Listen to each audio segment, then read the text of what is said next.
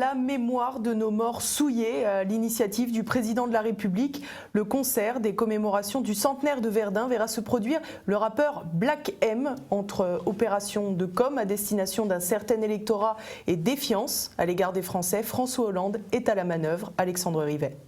Souiller la mémoire de nos morts, c'est la dernière initiative de François Hollande. Pour la commémoration du centenaire de la bataille de Verdun, l'Élysée a choisi le rappeur Black M pour rendre hommage à nos soldats tombés pour la patrie. Outre le mauvais goût du choix du rappeur, dont le style est qualifié de commercial par les amateurs de ce type de musique, les propos tenus dans les chansons de son groupe Section d'Assaut ou en solo posent de sérieux problèmes. Je me sens coupable quand je vois ce que vous a fait ce pays, coupable.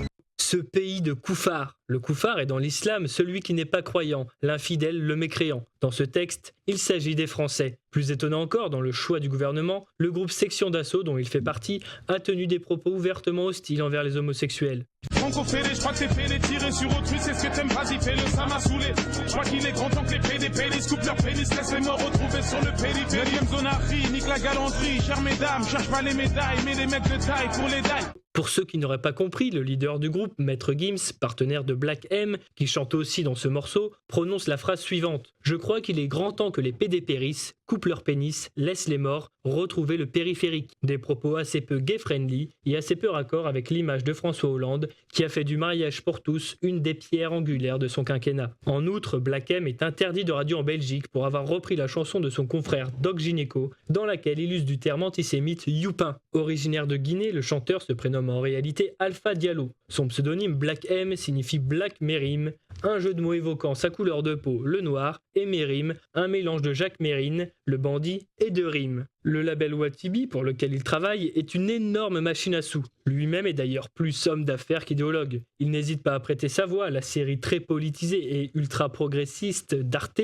Silex and the City, à l'instar du ministre Fleur Pellerin. Quoi qu'il en soit, les réactions politiques ne se sont pas fait attendre. Si les élus républicains ont brillé par leur silence, le Front National et ses alliés se sont largement mobilisés. Un visuel du collectif Culture de Gabriel Robin a très rapidement inondé les réseaux sociaux et les élus patriotes ont fait savoir leur mécontentement, Robert Ménard en tête. De leur côté, Marion Maréchal-Le Pen, Florian Philippot ou encore Nicolas B ont dénoncé cette insulte faite aux morts pour la France. En attendant une hypothétique marche arrière de l'Élysée, des pétitions ont été lancées, des initiatives pour empêcher cette profanation sont déjà évoquées, notamment des appels téléphoniques auprès de la mairie de Verdun. Et le moins que l'on puisse dire, c'est que le téléphone n'arrête pas de sonner. Alors, est-ce que vous voulez faire des remarques par rapport à l'organisation de cet événement? Non, en fait, j'aurais aimé avoir quelqu'un de la mairie pour me dire si justement vous avez reçu des appels à propos de cet événement. Oui, on en reçoit.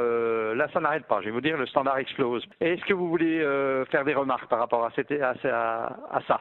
Ah non, justement, j'aurais aimé savoir de quelle nature sont les remarques que vous recevez, justement. Est-ce que c'est positif, les gens sont contents ou... Non, les gens, pour le moment, les remarques, les gens font part de leur mécontentement de la venue de l'artiste Black M lors des commémorations du 29 mai à Verdun.